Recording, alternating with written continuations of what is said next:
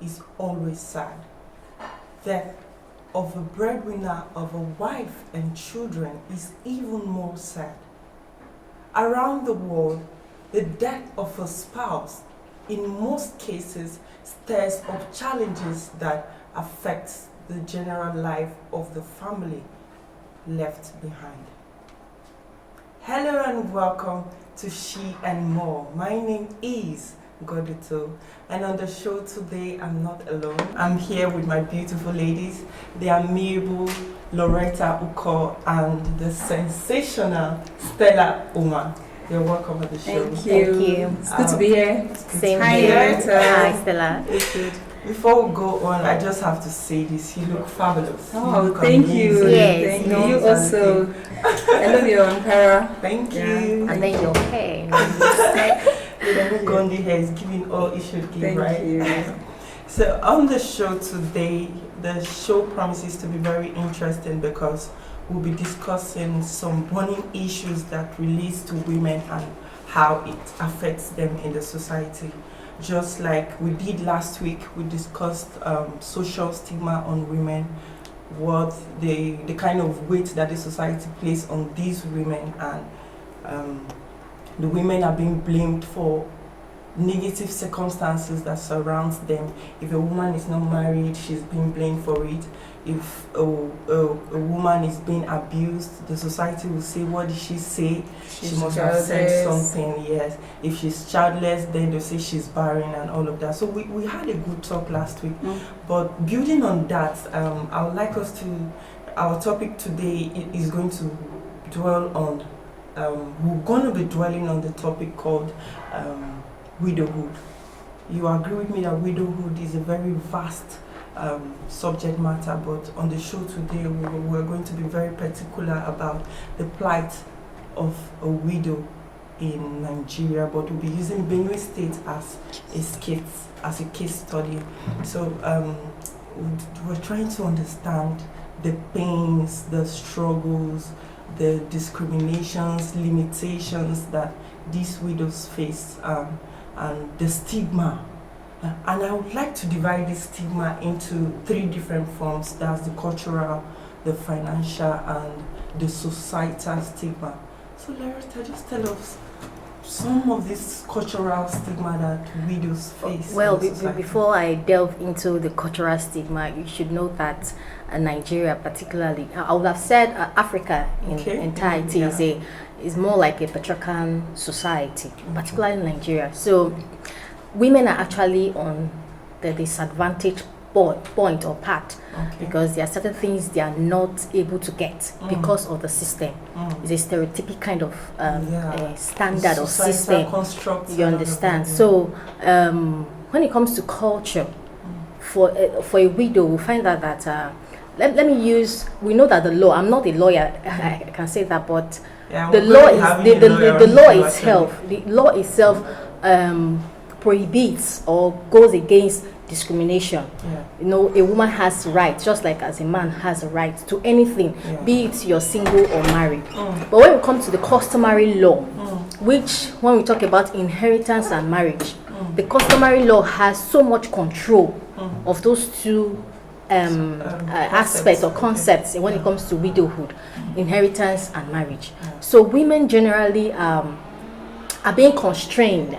You know, if you check the statistics, I may not be totally correct, but in Africa, we say about 36 countries in Africa, women are not even allowed to, 31 countries in Africa, women are not allowed to own properties. Or not to even get professional jobs and all that. So not talk of a widow. So I know for in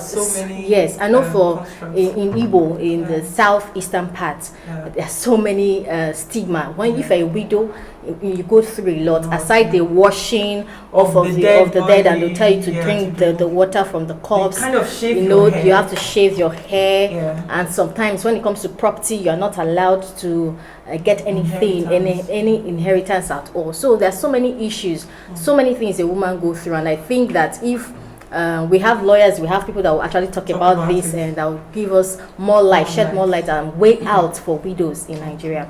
So, Stella, do you have anything to add to some of these stigmas that women face on the daily in the society? Yeah, of course. I have a lot of widow around me. My mother-in-law. I have a friend.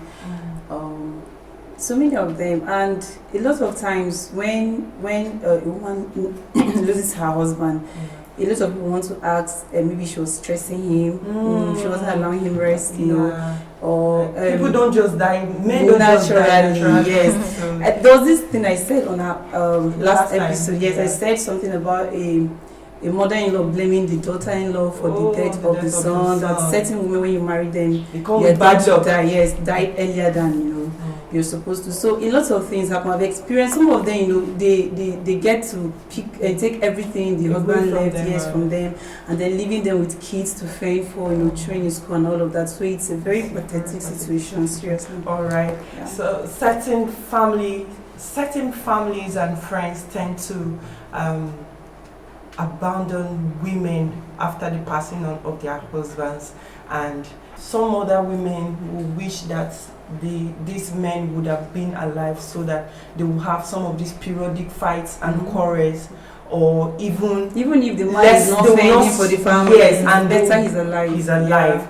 And some will even wish that they would have paid more attention, more care, respect, less drama, so that the man would just be there for them. And do you know why these women feel this way? Let's find out more after the break. She and more, you can be more. She and more. Hello and welcome back on the show. If you're just joining, this is She and More. Today's episode promises to be very interesting because we have two beautiful ladies and a gentleman. Hello, Comfort Kumashi. Hello, ma'am. Hello, you're welcome. Yeah, thank you. You look beautiful. Thank you. Welcome on the show. Comfort Kumashi is a professional photographer. She is a mother of one and a wife to late Mr. Joe Enya. And our second guest is OCP the Firecracker. He's Mr. Cyprian Ochebi. Yeah, thanks for having me. Blessed I am amongst you. Why I actually call the Firecracker? I mean, there should be something about that nickname. Yeah. Because for me, if boring is a norm, I'm always the antonym. Oh, right. There's no boredom with me. That's good. Yeah, anytime I'm in a room, so it's always like lit up. Yeah. All right. It's good to have you. I'm called the Firecracker. Thanks for having me. It's good to have you on She&More. Yeah. And our third guest is Nancy Fati Esquire. Hello, ma'am. Thank you. Welcome. Hello, ma'am. You're welcome. She's going to be giving us the legal angle to our topic of the day. You agree with me that certain family and friends tend to abandon women after the passing on of their husbands, and some wish, because of that, some get to wish their husbands were alive so that they could even have some of those periodic fights and quarrels that happens between spouses, and some wish they would have paid more attention, more care, respect, less drama when their husbands were alive. But we can't sit here and just understand why these women feel this way. So let's go to the streets of Makudi and find out how these women are faring and why they go through what they go through. She and more, you can be more. She and more. My name is Eleojo Ekpa. My husband died 2007, April 15. As my husband died, they suffered again. Now so the brother collected the money, the benefit came, the brother collect. But as we collect the money is about 2 point. But the one he gave me inside to take care of children is 500,000. This 500,000, that's the money that I used to, I came here with it and I bought this land. The thing what I want is that in our house, first of all, the house where I go sleep, I don't get how to sleep, and the first of all, feeding, hungry, feeding, and again my children, I want to make them go school. My name is Mercy. I was small the time my daddy died. I was very sick, so God helped me. I grew up and I started going to school. So sometimes when I see people with their daddy, sometimes I feel like wishing having daddy like how people have. But I still thank God that God is around and he's still my daddy. My husband, he did not build any house before God called him home. We are in rentage before he died, or not till now, I'm in that rentage.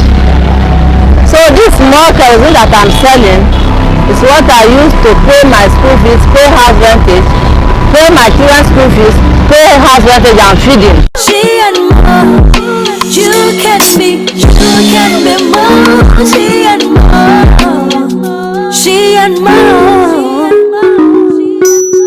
Whoa. I'm speechless, even though I have so much to say. It's surprising how life just takes a different turn after the passing on of their husbands. Life is no longer sweet but bitter for these women.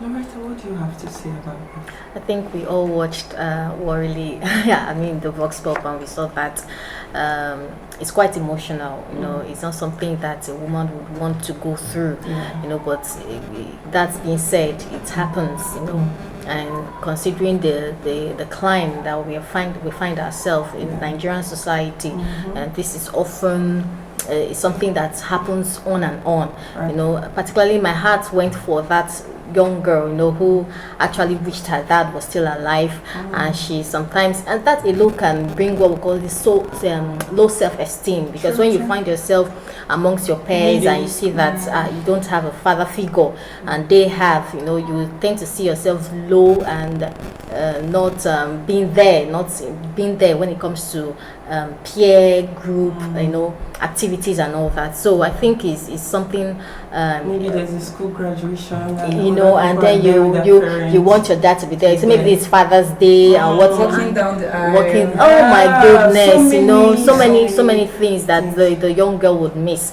So but I think also from the mother's part, I think the first woman that spoke, you know, how the brother-in-law sold the property and all that, and was able to get only 500,000 naira from about 2.something million naira. You know, these are things that happen. You know, inheritance. When it comes to inheritance, you know, the widows are actually at a loss. You know, in and that we're going aspect. to be looking at that critically on the show, because we have our barrister on the show, so she's going to tell us more about what the place of the law as regards to inheritance and all of that. But before we continue, I'd like to direct this question to Kumashi. Death generally is always sad, and it throws anyone off track. Can you just share with us your experience after the passing on of your husband, and just tell us your journey? Okay, I'll start by saying that the loss of a husband is nothing to wish anybody, not even your worst enemy. It wasn't funny. Anyway, I got married very early at 23. I was just into my 23 and a student, 200 level. Just 8 months after my marriage, I lost my husband. While I was pregnant 7 months. And it so happened that throughout my pregnancy, I was not allowed to do anything. No business, no work. I can't even walk for 5 minutes. I was just placed on bed rest. So I was into business, but I had to stop. And for me to have the child, I have to stop everything. Sure. So just imagine in that situation. When you were then doing nothing. I lost my husband. It was like my world was turned upside down. We were so close that even in school, when I was in school, I was still a student. If I go to school and come back, my notes, he will read them out for me, break them down for me so that I can understand. Instead of stressing my mind and trying to do everything, understand and becoming restless, he said, don't worry, I'll break it down. He was not a science student, but he could read and try to explain to me, even to tell me that if you're in school, please record what the lecturer is saying so that you don't come back and the next thing start bleeding. I can't stand it. He didn't want you to go through any no stress. Cooking, cleaning, washing. You don't say. He does that. So I was like a baby that was cut off from the parents, like a breastfeeding child, and the next thing that the mom is late. So it was not funny. I could say I lost it at the moment. I was in disbelief. I didn't accept it was there. And the other thing that I was so privileged to have was his family. It's like a different story from what we had. They were loving. They were caring. My mother-in-law, she was there. My sister-in-law, they were there. So they were like, oh, come for a seat. It has happened, though. You can pack up yourself, just dress up, go out. Though it was not healthy for me. And the doctors all were, she's a nurse. So they were all, the care was there. So it actually helped me. But on my own end, it was terrible for me. It was a vacuum then. The vacuum was too much. I wish he had an accident while coming back from work as a photographer. That's where I learned my photography. So I wish that accident was something that he could be alive, even though he was a cripple. Let me be there and take care of him. It became too lonely. Everything was just dark. At some point I was like, let me just even lose the pregnancy, let everything just finish. It's not a good journey. Honestly, listening to you speak, just I'm having this rush, these emotions just messing up inside of me, because it's not a good place to be actually. No, it's not. Yes, and I don't know if at this point, this period where you lost your husband, and I heard you when you said your family gave you all the support that you needed. So that's to say, they didn't take any property from you. You didn't get any abuse from anyone, because in the African culture where when the man is away, they just feel like you should be inherited by the brother or the family member. Did you experience anything like that? I won't say really I didn't, because he was just a young man coming up, didn't have much. We're staying in our one room, self-contained, taking care of each other. He was the only thing the mom asked, down to his dress, his clothes, everything we had inside. The mom didn't ask for it, or the father. What she asked was, I need his certificate. No, his school certificate. I tried my best. Just gave me my son's certificate. That's all thing she said she had of him. But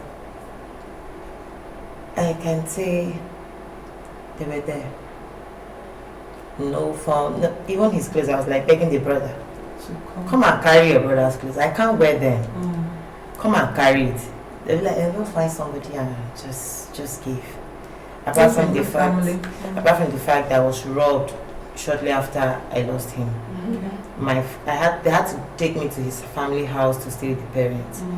Then armed robbers came in one night and cleared the room. If they had the opportunity to carry the bed through that ceiling, they cleared everything down to the drinks that were in the fridge, the gift I got from my marriage, to his clothes, my wrappers, my dresses, They cleared everything. So it was like, in fact, after losing him, the things we bought to start up our business, he stopped his job immediately after we got married. He will set up his own photography. So everything we bought and labored for, because I was always supporting. We'll save our last penny just to buy speed light. Remember, we didn't eat. That his balance was remaining like 3,000. He said, don't worry, just order for it. So they came in and cleared everything. When my neighbor called, I should call more. It's like they robbed my house. I went there and I didn't see anything. The room was empty. That was when it dawned on me that, okay, comfort.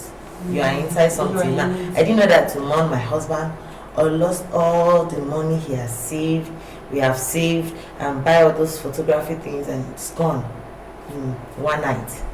Wow. So for there, that's when the journey of me started cleaning. I started home cleaning for people because I didn't have anything. No money. My account was empty.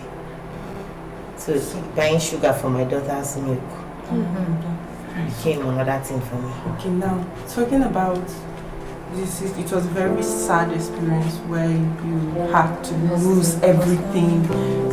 You were caught up in between mourning and trying to pick up life. So that's one very tough moment. So did you have any support from the family? Anybody at that time when you were needing some of this? Emotionally, I had support from my in-laws and my siblings. Financially,